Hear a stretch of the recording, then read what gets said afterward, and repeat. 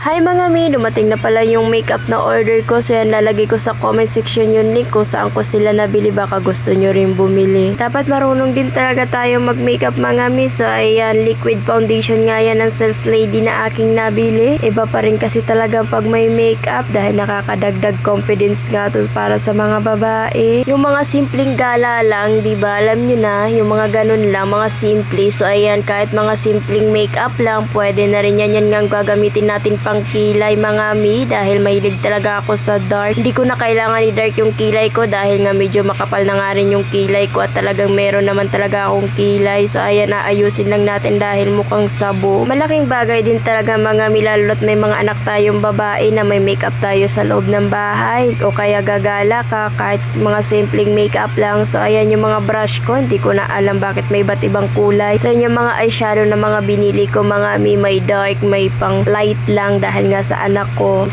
nga pala, ako pala nagme-makeup dyan pag may mga event siya sa school. So yung mga simpleng makeup lang, hindi yung pambunggang makeup dahil pag pambunggang makeup kailangan na natin kumuha ng professional makeup artist. So ayan, pag mga simple lang, tayo na lang. Natuto din pala ako talaga mag-makeup nung simula nung pumasok ako sa SM dahil kailangan talaga marunong ka mag-makeup. Kailangan daw talaga presentable ka, nahaharap sa customer kahit pagod na pagod ka na para hindi halata tatakpan ng makeup at para fresh ka pa rin naharap sa kanila at hindi makikita yung pagod sa mukha mo. So yan nga, pulbos nga muna yung ginamit ko dyan dahil wala akong foundation. Sariling sikap ko nga lang tong pagmi-makeup, hindi po tayo professional makeup artist mga mi. So ito ngayon nilalagay ko sa buhok ko para shiny lang siya, hindi po ako bagong riban. Talaga maalaga lang ako sa buhok ko.